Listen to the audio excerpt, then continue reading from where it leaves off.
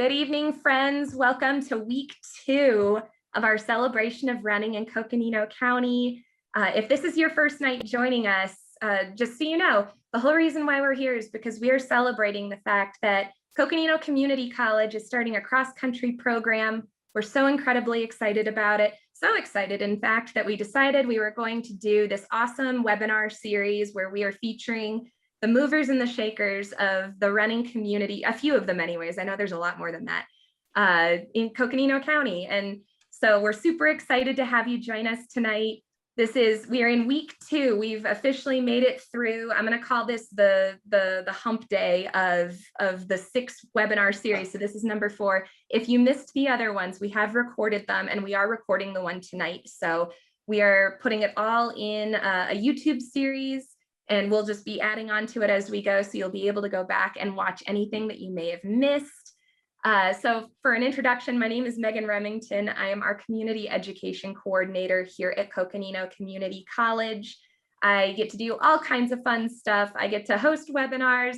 We do community education, workforce training, and just about everything in between. I'm so happy that I get to be here in front of all of you, and I look forward to the day, hopefully very soon, when we can do this in person as well. But in the meantime, I will accept what I can get. But first of all, I hope you all will save the date. Our summer learning series is coming up. We're going to be doing it over 2 months, June 19th to 24th and July 12th to 22nd. We are going to have an absolute ball with these sessions. They're free community webinars. It's going to be great. We're going to feature people from around Coconino Community College and our communities. It's going to be a blast.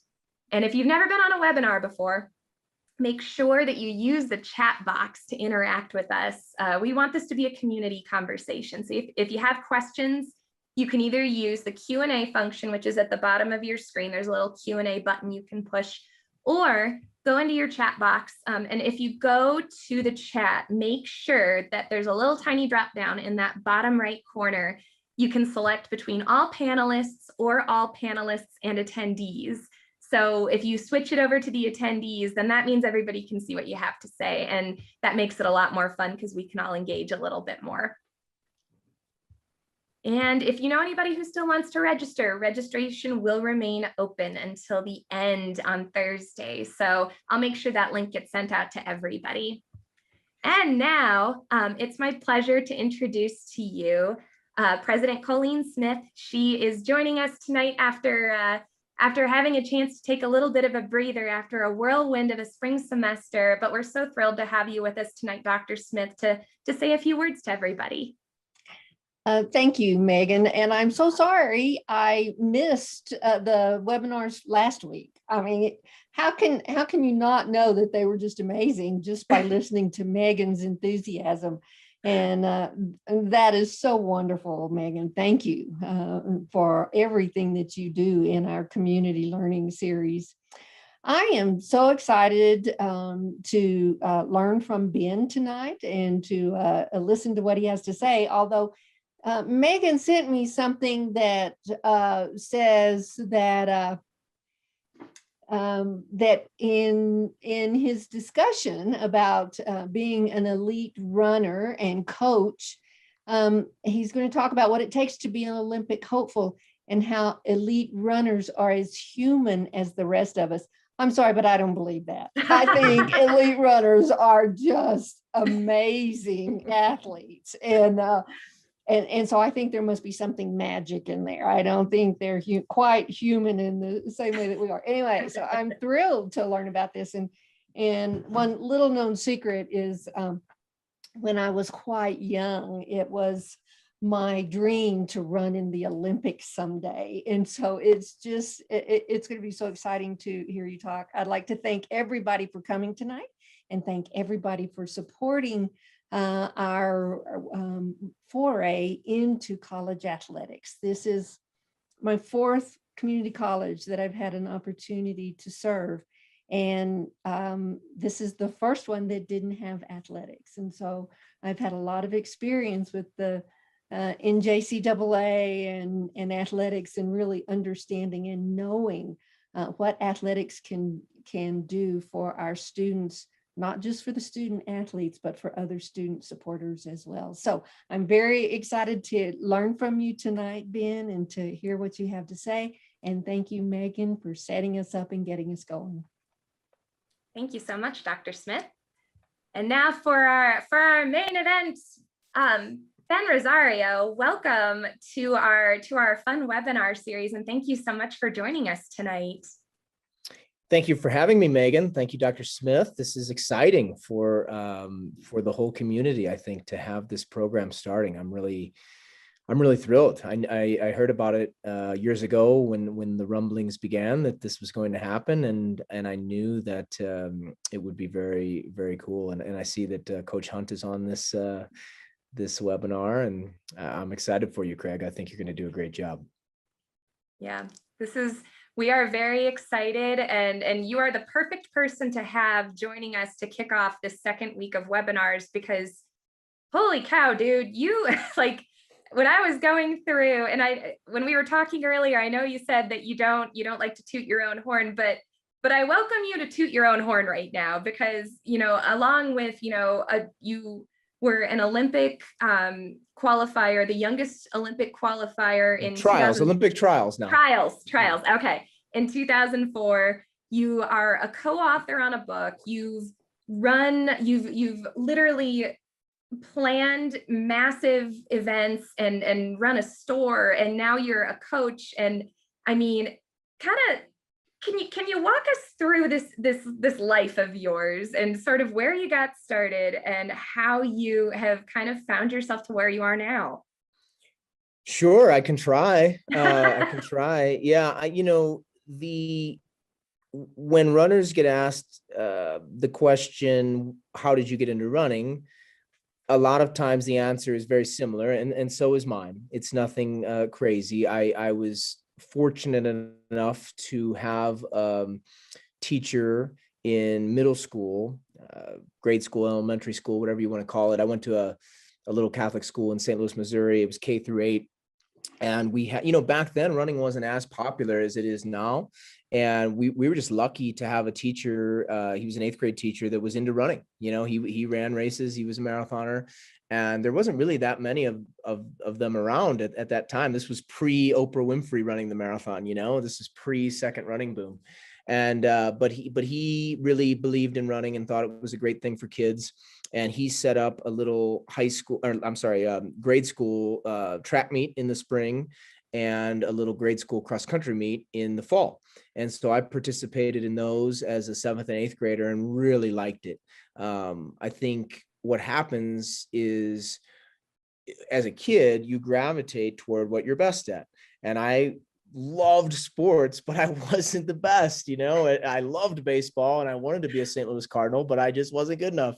And all of a sudden in running, I could actually be the best. And that was really fun and really intoxicating. And so I went out for the cross country team in high school and loved it, just totally fell in love with the sport to the detriment of many other parts of my life, including my studies. But nonetheless, I really was passionate about it. And I had a wonderful high school coach who remains a mentor of mine to this day. And that's why I wish Craig the best of luck, because being a coach is such an important job, especially when you're coaching young people. You really have a gigantic impact on their life. And, Coach Linares, my coach, had that kind of impact on me, and ended up running in college. I went to a Division II school, Truman State. Like many of the kids that'll be running at CCC, I wasn't good enough to run at the Division I level.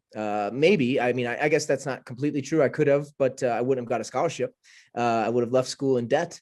So it was nice to be able to get a scholarship to a Division II school and run there. And after school, I was, again, very fortunate. I was able to get a spot on the team in Michigan. It's the Hanson's Brooks Distance Project team. So, if you're familiar with what I do now, which I'll get to in a second, I coach a group of professional runners. We're sponsored by a shoe company, Hoka. We're called Hoka NAZ Elite, or Hoka Northern Arizona Elite. And that's basically the same type of group I went to then. So this was back in 2003. And I ran for a couple of coaches, Kevin and Keith Hansen, who were shoe store owners. So they owned Hansen's Running Shop in Michigan. And the way the team was set up was you got a job at the store. So you sold shoes, sold running shoes, and then you ran for the team. Well, this was a dream for me because not only did I get to run professionally, or I guess maybe you would say semi-professionally, but I got to talk to runners all day at the store. And that was the first time, as a young person that I actually had a job that I liked. When you're coming up as a 16, 17, 18, 19-year-old, you work at the student bookstore, or you sell tickets to the movie theater, or you work at McDonald's or whatever it might be. I bust tables, I did every job you can imagine, and I hated every single one of them. And they were really hard. And all of a sudden I started working at the shoe store, and it was this giant light bulb that, oh, you don't have to hate work. You could love your work. And I enjoyed going to work. I wasn't driving to work, dreading work. I was looking forward to it. And so that was one of the things that I took away from the 2 years that I spent there, was that, hey, I'm actually pretty good at talking to people about running and inspiring them and getting them pumped up about running. In addition to the competing that I was doing, I was also coaching middle schoolers at the time, basically a volunteer type of job at a middle school, coaching the track team there. And I loved that. So I was just really immersed in the running culture. And after a couple of years there, I ended up moving back to St. Louis. You may know this, but you can't really make a lot of money running unless you're super, super good. And I coach some of those type of people now, but I was not one of those type of people. So, I was basically broke. I actually remember moving back to St. Louis with $7 in my bank account, in my checking account. And I moved back. I was 25 years old. I took a job with the St. Louis Marathon. So for a year, I worked as the special events director for the marathon, which was another opportunity to see the business side of running. I had seen part of it with the running shoe store in Michigan, but then I got to see the event side. So St. Louis is a pretty big city, so the marathon was pretty big there. And I worked with two programs directly, the Mature Mile, which was for senior citizens. I went to every senior citizen home you could imagine and tried to talk these people into walking 1 mile it was called, the Mature Mile. And so I did that on one end of the spectrum. And then on the other, I was working with kids in our Read, Write, and Run program. So read, write as in RIGHT, and run. So the write was you had to do 26 good deeds, you had to read 26 books, and you had to run 26 miles over the course of a few months leading up to the marathon. So I had to talk all these kids into joining that program. So it was super fun. The race weekend was phenomenal. It was really fun. But after a year of that, my friend and I decided to go into business together and open our own running store. I had learned a lot about the business, as I said, in Michigan, and he had a really good business mind. He was actually leading adventure trips out west and had saved up some money. And this was a college teammate of mine. And I actually had, strangely enough, after 2 years trying to run for the Hanson's team, I hadn't made much money, as I said, but that fall, after I came back to St. Louis, I got second at the U.S. Marathon Championships, and I won $20,000, which was more than I had won in 2 years in Michigan. Go figure, I guess. But so I used some of that money. He used some of his money. We scraped together some money from friends and family, and we started this running store called Big River Running Company. And we were 26 years old. We just taught ourselves the business basically on the internet and through friends and phone calls and people that were very nice to us in the industry. And yeah, I mean, we crushed it. We never missed a payment. I remember we had less than $10,000 in our store's account when we opened our doors on a Saturday, and we did $9,000 in the first day in sales. And yeah, never missed a payment and crushed. And we opened our second location 2 years later, our third location 2 years after that. So we had 3 locations going on in the St. Louis area. We did everything under the sun. I mean, we did road races, we did trail races, we did a kids program, we did a beginner running program, everything in between. I mean, I was just working 7 days a week, and it was awesome, but we said yes to everything. And after, this is a big fast forward here, but after 6 years of that, I was just fried. I was just fried. I was married. I had a 1-year-old child, and I just had to get out of there. And I just had to make a clean break. It wasn't a healthy way to live. So we moved out to Flagstaff in the spring of 2012 with no plan, really. My wife and I and our daughter, because I just needed a break. And for about a year out here, I did some marketing for an online running company, and then sort of started working with some professional athletes out here in Flagstaff. And it was another light bulb moment because I really enjoyed it. I had worked with some pretty good people in St. Louis, but working with these high level people was really exciting. And yeah, that's when my wife and I kind of decided, okay, this is what we want to do. We invested our own money into starting Northern Arizona Elite in January of 14. And just worked really hard to create a brand around the team, and a social media presence, tried to create a big fan base. And we did that, I think, and a year later, Hoka One came on board as our title sponsor. That was in February of 15. We've since signed 2 more contracts with them. We're in our 3rd contract. This one takes us through all the way through 2024. So another Olympic cycle.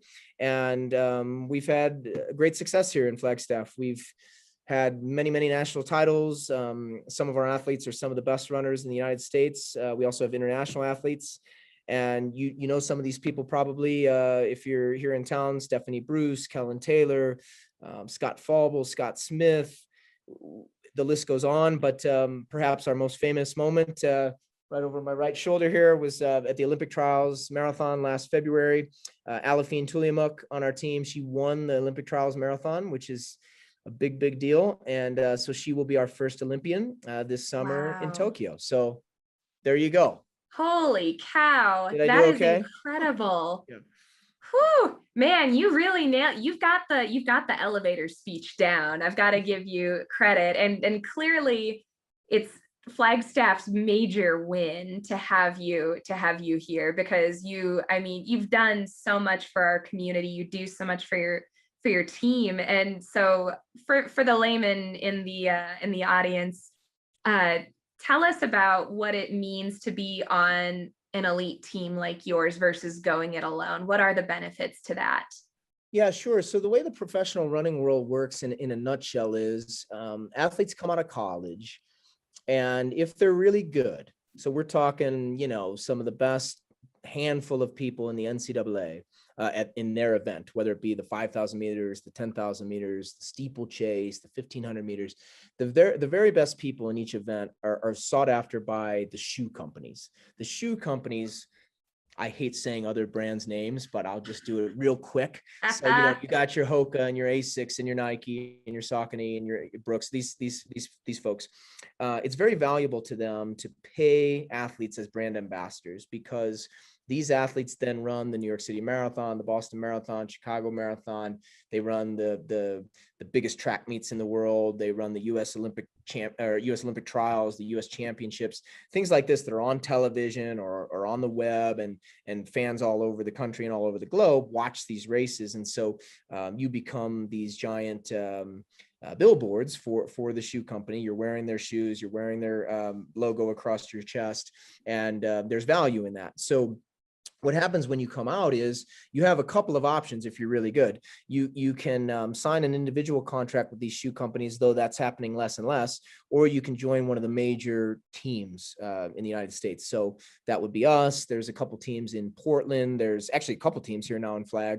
There's a team in Michigan, still the one I ran for before. There's a team out in North Carolina. So there's actually a decent number of options now, many more options than when I came out.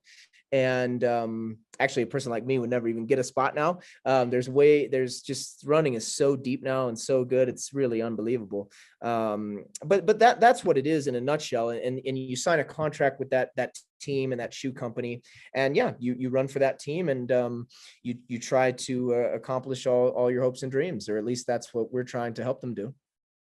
So with the money side of things, obviously you were saying that it's real hard to be able to make a living as a runner if you haven't made it yet. Do your teams offer support to your athletes at all, to help them make it through and be able to train adequately?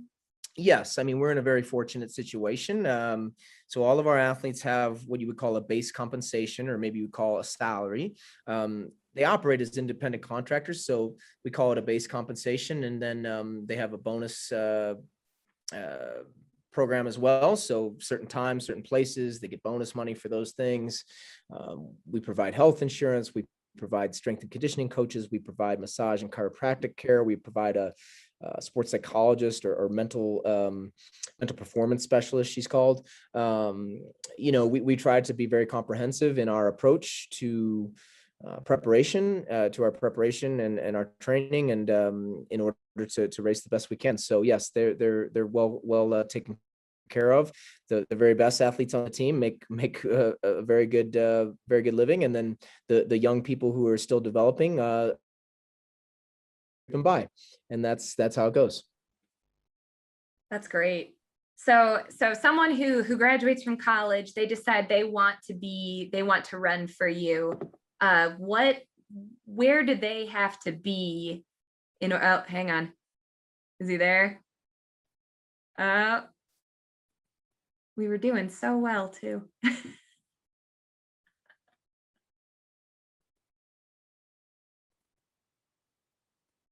For everybody who's watching, this happened before we got started too. He's probably moving his laptop around the house. Oh, you back? I hope so. I can hear you now. Awesome. Okay. So you were saying where do they have to be?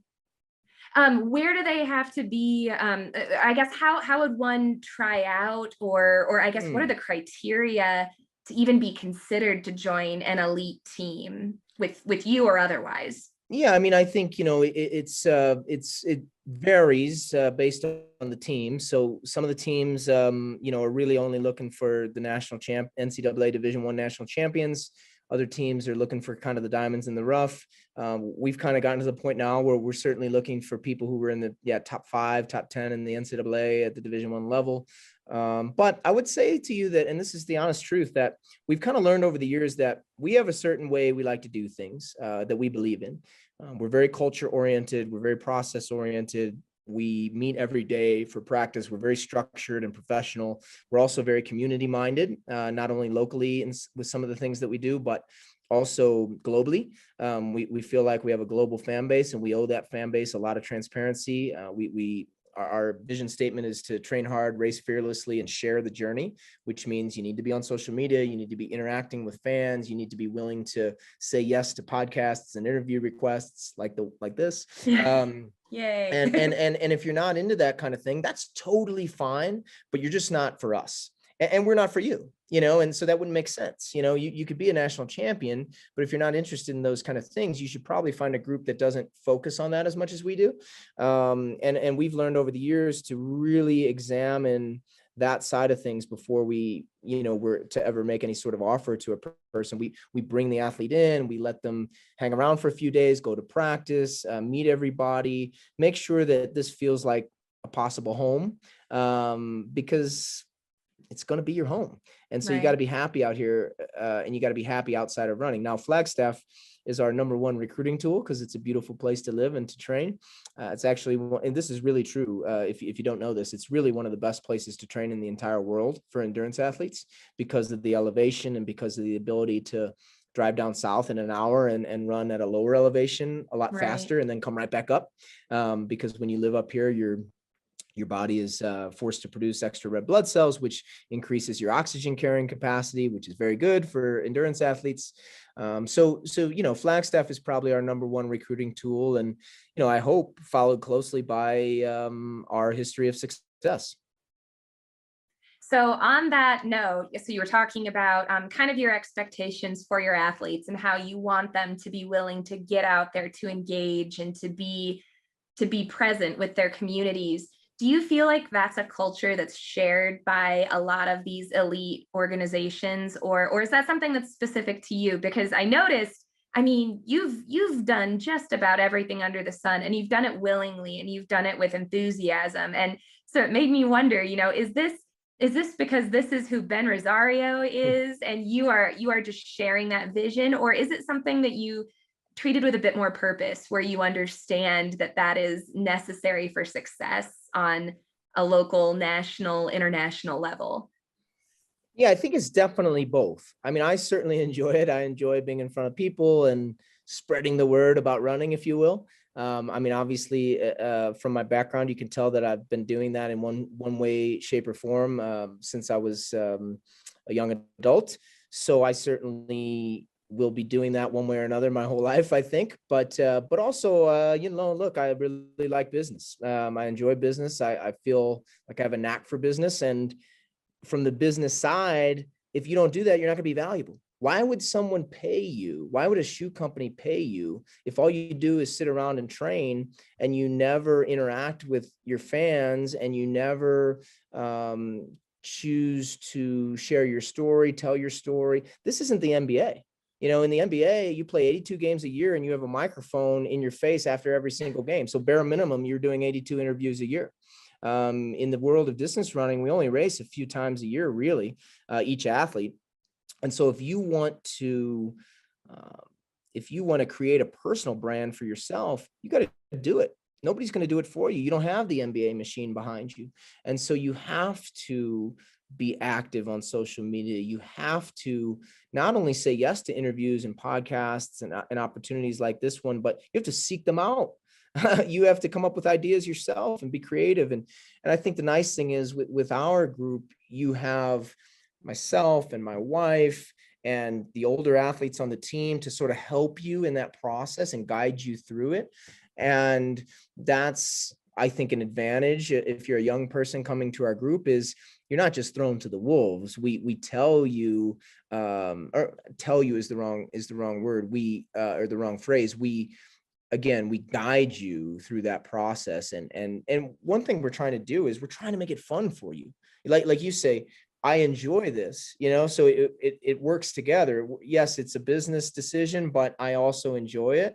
And so that's what I'm trying to get through to the athletes is, look, if you don't love sharing your workouts, then fine, don't share your workouts. Share your personal life. Okay, if you don't like sharing your personal life, then make funny jokes. Do whatever it is that you enjoy doing, that your fan base seems to latch on to. And really what I've found is every person, you stand the best chance to be successful as your own personal brand if you're just honest and you just be yourself. Now, some people tend to, just the way they are as a human being, their fan base tends to be larger. We have Stephanie Bruce on our team, who's known throughout the running world. I mean, she's one of the most recognizable faces on the U.S. distance running scene for sure, just because of the way and the nature in which she conducts herself and the way in which she shares. And that's fine and that's great. But then we also have people who have much smaller fan bases, but they're very loyal. And that's valuable too. So I think it's just a matter of just trial and error and figuring out what works best for you. Definitely. That's man, the thing that fascinates me about that, and the thing that I'm curious about, so I like, there's more to it than just the physical training, the mental training. There's the personal training too. How often do you have to go to someone and actually kind of coach them through this idea of, no, you don't have to be like this person who you saw on the cover of Runner's World. You can take this innate quality of yourself and make that into something that people will enjoy and appreciate and fall in love with, really. Yeah, I need to do a better job probably of pulling people aside, honestly, because it is an individual thing. As a group, we talk about it a lot, certainly, sort of in a vague sense, like reminding them of the things I just said. But I think, I write a weekly email to the group, kind of taking them through the schedule every week, where we're going to meet every day, and what the plans are for the week. And sometimes I'll throw a little something in there, a reminder, hey, we've got this coming up. Let's make sure we engage with the fans in your own way. I might ride next to them on the bike while they're running and just have a little chat with them about it. But, it's funny you say that, because truthfully, like I say, I need to pull them aside more often, because if you don't, it's subconsciously telling them that, oh, that he doesn't really care about that stuff, but I do care about that. And it is important. And the folks who sort of will go a couple of weeks without doing anything, they do need to be reminded gently. Yeah, I'm glad you said that. I need to do a better job. Happy to help. Yes, it's you're so helping funny me. having these conversations, and I'm thinking to myself, my gosh, there's just so much to the world of running that a lot of us don't even realize. You know, I pride myself on the fact that I try to go to team run Flagstaff practices once in a blue moon, and it's so cool. You got me out of practice tonight doing this. Yeah. You know, and it was so funny You because saved my legs. I was setting all of this up and I went, crud. Now I can't sign up for team run. And now they've just changed it with because I've only been able to get in a group B, which was the 6:45 or 6:30. That's what I've been doing. Yeah. Yeah. And I moved it back over. But the thing I love about team run is that it really forces you to look at yourself and quit. You know, don't get stressed out because you got passed 4 times by the really speedy people, because that's me. I go into the outside lanes because I'm like, oh yeah, no, you guys. I've been spending a lot of time in the outside lane lately. Oh, good. That's very encouraging to hear. And we're going to go ahead and pause right now because I'm going to give our little midpoint spiel here. But when we continue, that is something that we're going to get into, is the humanizing aspect of our elite athletes. So first of all, I'm going to go ahead and I'm jumping into the chat. So if for anybody who hasn't been with us yet, I've got some information that I'm putting here, and I'm going to go through it so that you don't wonder why I just put a giant paragraph into the chat box. So everybody knows, our cross-country teams at Coconino Community College are going to be supported entirely by charitable giving. Absolutely no state funds, no federal dollars, nothing like that is utilized in their funding. And so as a result of that, we're going to need some help. And part of the reason why we're doing this is to raise that awareness. If you are interested in donating to the team, or if you know someone, a local business owner who'd be interested in acting as a sponsor, or know someone who you could put us in touch with, we would really appreciate that. Diana Sanchez is our Chief Development Officer. She's absolutely fabulous. Please reach out to her because she is hitting the ground running, pun intended, to make sure that we're getting these teams supported. We want to make sure that our inaugural season is not just a success, but a wild success on all fronts. And we're very excited about that. Other ways to get involved with us. So we are going to need some community champions to help us kind of talk up this team to get people excited about it. One of the links that I have in the chat box is it's a little constant contact link. You can click on it. You can subscribe to a newsletter that's going to let you know some of the more specific things about the team that you might not get on the Comet newsletter or my community education newsletter. It'll let you know when a meet's going to take place, if we're looking for fans, if we're looking for volunteers to help us set up something. If you're interested in being on that email list, please click that link and get yourself added to it. And last but not least, we are so darn excited.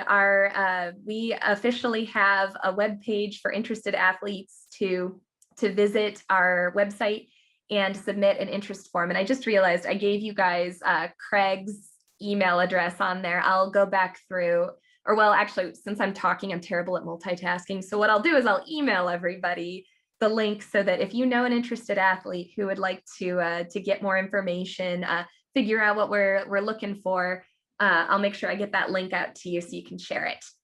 And then finally, last but certainly not least, I have to make sure I recognize our fabulous community, the community members who have been a part of this planning committee to make cross country happen, who've been putting us in touch with folks, making things just roll forward. They've been fabulous. They're the starting point for our champions, and we appreciate them so much. Nat White, our CCC governing board president and all around legend in the city of Flagstaff and elsewhere.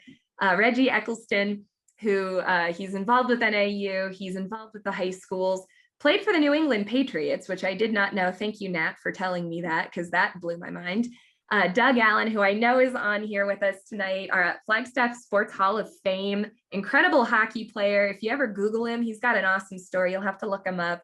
And Trina Painter, our flag high cross country boys and girls. She's the reason why Flag High has an incredible program. She was the Arizona Coach of the Year, and I believe National Cross Country Girls Coach of the Year as well. They are the reason why we are able to find so much success, and we appreciate them so much. And whew, that was a mouthful. And now I am back, and I hope you had a chance to kind of take a breather there, Ben, because we're gonna dive back in. All right, so we're talking about elite athletes. So first of all, walk us through the journey of an elite athlete who ends up on your team and is looking to qualify for the Olympics, to win a national title. What are the steps that they go through to prepare themselves, body, mind, soul, and what kind of timeline do they have to look at in order to hope to achieve those goals? Yeah, I think it depends on how, you talk about in sports, their floor and their ceiling, right? So, where were they coming from, and how high is their ceiling? How high can they go? And some people are come out of college closer to their ceiling than others, and others, depending on the school they went to and their own physical development, they're a little farther away from the peak of being at the peak of their powers. I'll use and some, there's life. There's life that happens in between, right? So I'll take you through Steph Bruce's journey, right? So Stephanie was one of our founding members in January of 2014 when we launched the team. She was one of our original members, but when she joined, she was pregnant. Speaking of a life circumstance, so in the first part of her career, she had struggled to find her way. She had been in a couple of different groups, a couple of different coaches. She had found out that she had celiac disease, which was really hampering her running. When she figured that out, she started to get a little bit better. She was runner-up at a couple national championships, but never won a national title. Ran some good times, but not great. And then she didn't make the Olympic team in 2012 and decided she wanted to start a family. So she did that. And she had her first boy, Riley. And, her and I, we started training together again. And every week we'd meet at the coffee shop and try to come around. And she started coming around. Then lo and behold, she got pregnant again, which this one was a surprise. So, this is another life circumstance. So she had her second boy, Hudson, in September of 2015, and she had big plans for 2016 to try to make the Olympic team. And those plans, they weren't going to be possible. It wasn't feasible to make the Olympic marathon team only a couple of months after having a child. And so we had to scrap the Olympic marathon trials. She did make it to the Olympic trials on the track that summer at the 10,000 meters, but just wasn't herself yet. It takes a long time postpartum. And so, her journey involved a lot of rehab, a lot of pelvic floor work to come back from 2 back-to-back pregnancies. It involved a lot of mental work, believing that she could come back. And then, of course, a ton of training just over time, building her mileage back up, doing the workouts necessary to get back to a high level. And, I'm happy to say that in 2017, she began to show signs that, hey, this woman is going to be really good. She's back and she's going to be better than ever. She ran some of her fastest times ever. She made the world cross country team, but she still hadn't won a national title, which was such a goal for her, and it's such a mental barrier to finally take that leap. And in 2018, in the summer on the 4th of July, she ran the Peachtree Road Race, which is the largest 10K road race in the world. It was the US championships that year. And she actually raced against Alafine, her teammate, and Alafine was winning. But then Steph caught her with a K to go, passed her, kicked, won the race, the whole thing. And that was her first national title. And so her journey took, 10 plus years to get to the point where she was winning national titles. And I guess to answer your question, it took a lot of belief. It took a lot of physical training, and it took a lot of people. It takes a village. It was her husband, Ben, and his support. It was her family and their support. It was her teammates and their support, and my support, and Hoka's support, right, as a sponsor. And all those things come together to create that national title. We have a little saying that we use on the team, which is individual success is a myth. Steph is a wonderful person and incredibly gifted mentally and physically, but she can't do it by herself.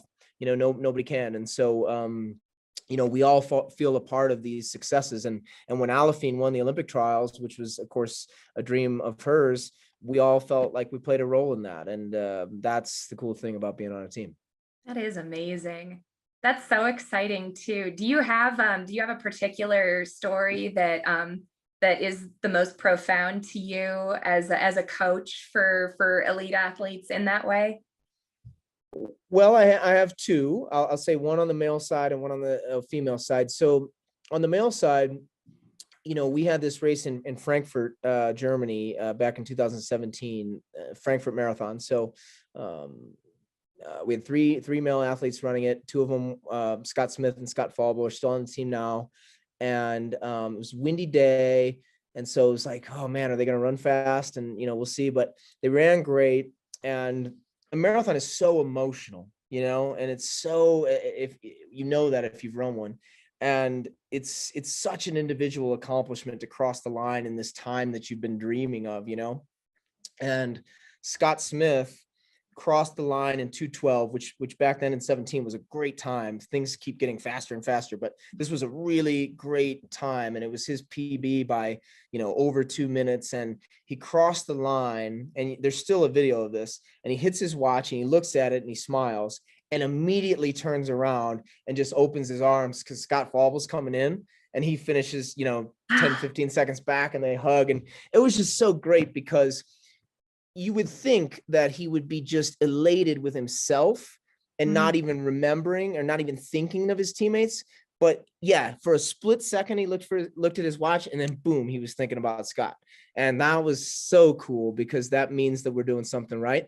And then, the other one on the female side, maybe some of you have seen this picture, but after Alafine won the Olympic trials, Steph finished 6th, and then Kellen finished 8th. Kellen Taylor finished 8th. So, look, Steph and Kellen wanted to make the team. They wanted to win the race, and they were capable of it. And so finishing 6th, as good as that is, it's not what Steph wanted. Finishing 8th, as good as that is, it's not what Kellen wanted. And they came across, and Alafine, embraced them, and she was crying, sort of tears of joy, but sort of tears of sadness for her teammates.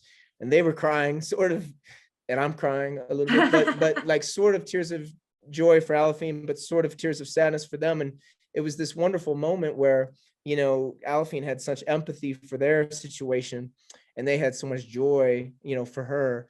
It was just cool. It was just super cool. So, that's our team in a nutshell. That's awesome.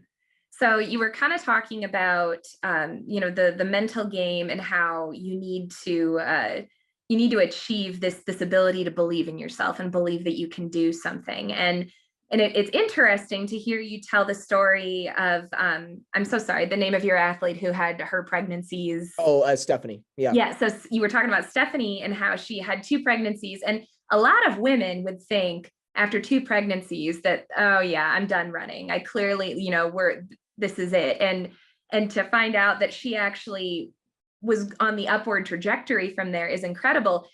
Do you think that there is an ideal kind of pinnacle point that is the perfect time where you haven't aged to a point where you're starting to break down, but you also have had enough time to really build that mental resiliency? Because I know sometimes that's not necessarily cultivated when you're in your early 20s, you just graduated college, you're still kind of learning about yourself. Do you feel like there's a critical point where those two can converge? Well, for the age group athlete, for the regular Joe or Jill, I say it depends, because it depends on when you started. if you didn't get started till you were 45, your pinnacle moment may be 55, right? But if you started when you were 14, like me, or 13, or whenever I started, I guess even earlier than that, 12, I'm past it. So it just depends. It just depends. I would say for professional athletes, I think we're learning that for women, it's really probably in their 30s as far as the distance races go, because they can build and build and build, and their aerobic capacity can grow and grow and grow. And not to get too into the weeds, but testosterone is not a limiting factor for them, because they don't have much to begin with. So they're building their aerobic capacity as long as they keep their muscles and tendons and ligaments strong through weight training and recovery. They can run really well into their 30s. I think their peak is somewhere early to mid 30s, maybe even late 30s. For men, I think it's a little earlier, because look, physically, nature is what it is, and you begin to lose testosterone in your 30s, and that's a big part of what makes you really fast. And so I think men, certainly in the shorter distances, it's more in the late 20s, but I think men can run really great in the marathon at the professional level into their 30s, as you've seen from people like Meb Keflezighi, who won the Boston Marathon at 38 years old.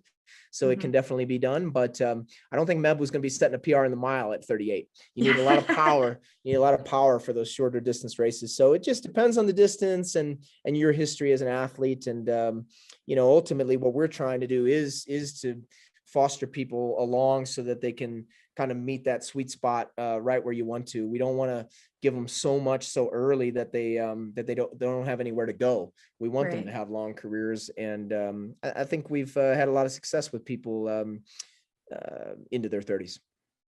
And that ties in just about perfectly with, because you gave such a great broad answer that can be applicable to just about anybody. And it brings me to my question about, we've kind of talked about this already, how, elite athletes, elite runners are just this other, they're from my perspective, running on the track for Team Run Flagstaff, and I'm watching them just lope around the track with ease. And I'm sitting there like, I can't breathe through my mouth right now.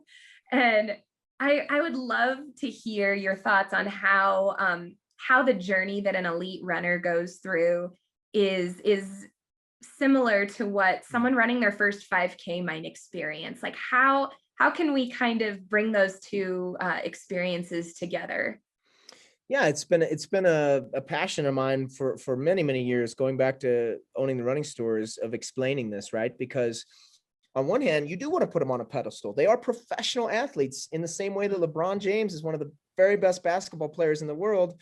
So too is Aliphine, one of the very best female distance runners in the world. So you should put them on a pedestal. However, what's very cool about the sport is they're, I think anyway, more relatable, because running is a participatory sport, and so you have people all over the globe who also run the marathon, and they also run the Chicago Marathon and the New York City Marathon and the London Marathon, et cetera. So they can really run in the same event that the professional athletes run in, whereas you cannot play in the NBA finals. This is not possible. So it's cool in that sense, because you can appreciate the beauty of what they can do, but then you can also relate to them because they feel the same nerves you do. When you're lined up to run the Chicago Marathon, and you're about to start, and you've got your hand on your heart and you're listening to the national anthem, and the nerves are just flowing through your veins, that's exactly how they feel.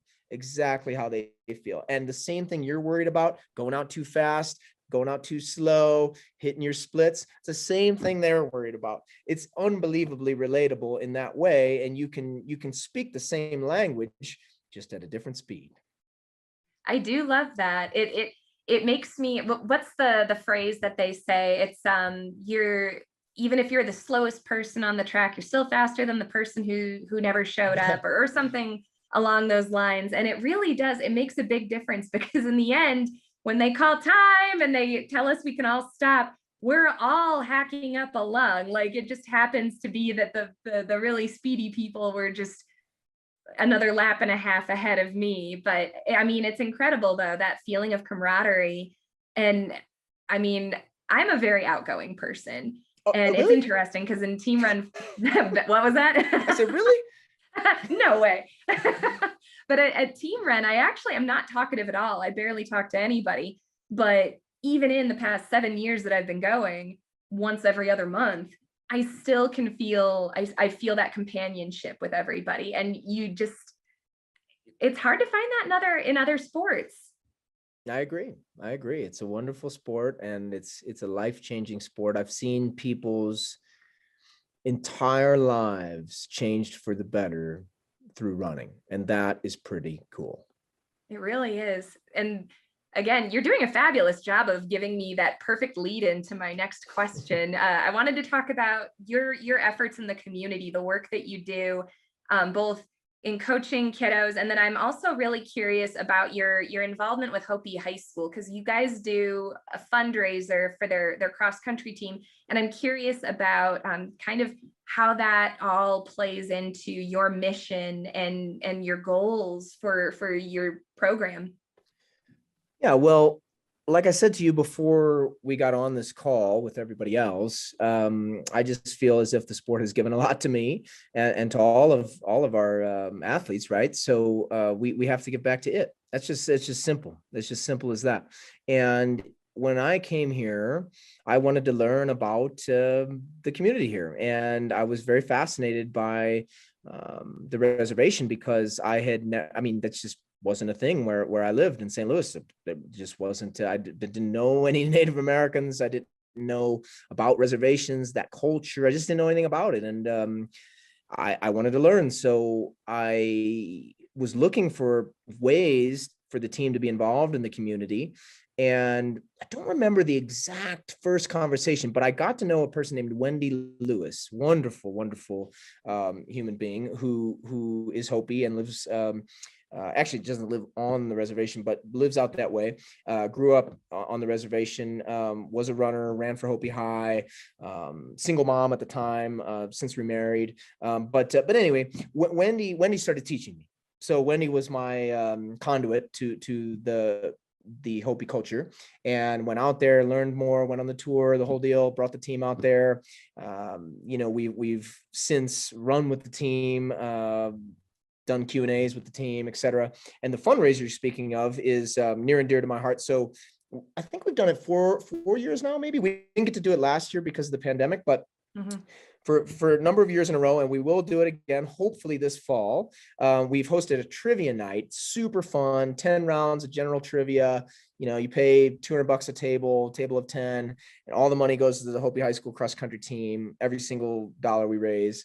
And we've been able to raise enough to help them go to the Mount Sac cross country invitational, which they had stopped going to. And it used to be a staple of their season. It used to be a big deal for them to go out there, and they'd stopped going because the funds had dried up and they weren't able to go out there. So that just was killing me, because I know how fun those big cross country invitationals are. Right. And for high schools, I mean, it's like one of the best moments of your entire 4 years of high school. So we've been able to do that for them. I keep in touch with Wendy all the time. I try to promote the different things that she's promoting, because she's sitting there doing the same thing, trying to promote running in her community. And so all we're really doing is trying to amplify her message. So she gets a lot more credit than us, I think. But that's it in a nutshell. It's just that we saw a need. They seemed like they could use a little bit of help. But it's really more than that. It's just, I'm fascinated by them. Like, I've learned more from them, and I don't know if you've seen, there's an ESPN doc on the Hopi High School cross country team and their 26 straight state titles. And it's just a quick one. It's like 15 minutes, but it's super cool. And I don't know. It's just, they're great people. And I'm glad that we have found a way to give back, and it's direct. It's, I'm all for raising money for big organizations like, American Cancer Society, or whatever it might be. But I have always enjoyed giving back to something local that the money is directly like what we're doing here tonight, right? Right. So when you don't donate to this new program, that money is going to directly go to making this program better, helping kids' lives, helping Coach Hunt like build this program. To me, that's super cool. And that's why I like the trivia night, because at the end of the night, however much money we give, I know that it's going to help those kids get out to California. So to me, that's what I like to do. That's so cool. Well, and I'm curious if, and this kind of harkens back, Nat, I know you put a question up at like the very beginning of our, and he was asking, what attributes does Flagstaff and its environs have that attracts elite athletes? And you kind of answered that question, or you didn't kind of, you did answer that question earlier, talking about, being at 7,000 feet and how easy it is. You said that while we were online, right? Yeah, I said that online. Yeah, oh, yeah, it was online. 7,000. We can drive down to 3,100. It's wonderful. Yeah. Okay. I was going to be embarrassed if I was like, yeah, he totally said that. No, he said it before we went online. But the community side of it too. I have after I grew up down in the valley, and the community aspect of Flagstaff and the surrounding areas. I've been doing work in Williams. I've been going out to Page. My boss is in Page. The communities are just so incredible.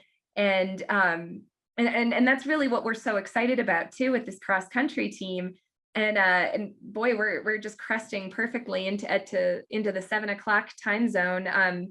So my last question for you, and the one that I've been asking everybody along the way, is how do you envision CCC Cross Country benefiting the running community in Flagstaff and Northern Arizona? And potentially, could it be something that would benefit your team as well? This is a good question. I would say that it just gives us another group to cheer for. I really I got to go to the state high school cross country meet. Which year would that have been? I guess 2019 for the first time, the Arizona State meet. It's just never worked for me because of conflicts with work, but I was able to go and cheer for Flagstaff High School, cheer for Hopi High School, cheer for MPA, Coco, all the different high schools here in this area. Of course, I'm a big NAU Lumberjack fan, so we take a lot of pride in the Lumberjacks. I hope people take pride in our team and how we represent Flagstaff. And so now we'll have another team to cheer for. So to me, it's just simple answer. It just gives us another team to follow, and that will be fun. As far as our team, hey, you never know.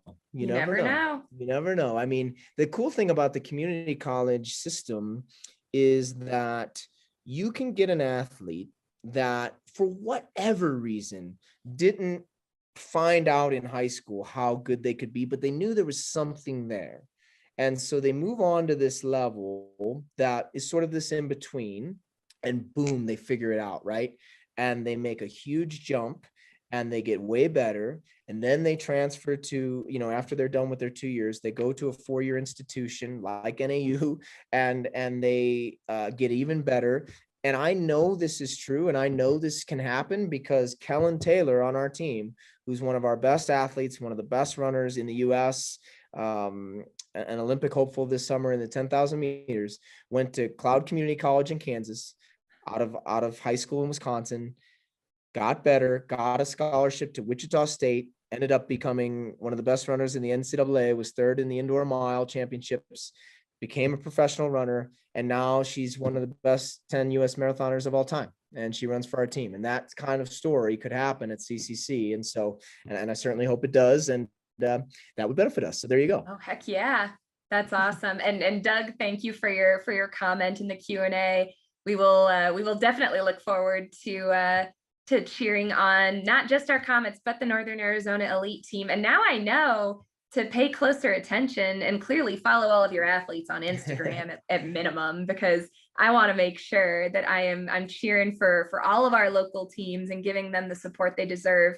Let's see, and Nat added his comment, wonderful to be able to place an extraordinary person with the name that he often reads about in the Daily Sun, great spokesman for running and all its benefits available to just about anybody at any age. Thanks for being a part of Flagstaff. And I think that's the perfect way for us to end this tonight. Ben, thank you so much for your time. we really appreciate you taking a little bit of time to, the beauty of being able to sit on a webinar is that we are able to, is that we're able to do this and we can turn it off and put on our pajamas and go to bed. But in any case, thank you for jumping on with us tonight. It's been just such a pleasure to talk to you and hear such amazing stories about this, you know, the top tier of the running community. So thank you so much.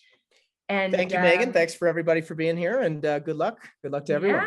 Yeah. And everybody who's on right now, make sure you tune in tomorrow night because Coach Mike Smith is joining us. And we were just talking about, you know, go Lumberjacks, go Comets, go. I guess you guys don't really have a mascot. Just go NAZ Elite. NAZ Elite. Awesome. And with that, you guys have a wonderful night. Thank you all for being here, and we will see you again tomorrow. Have a good one.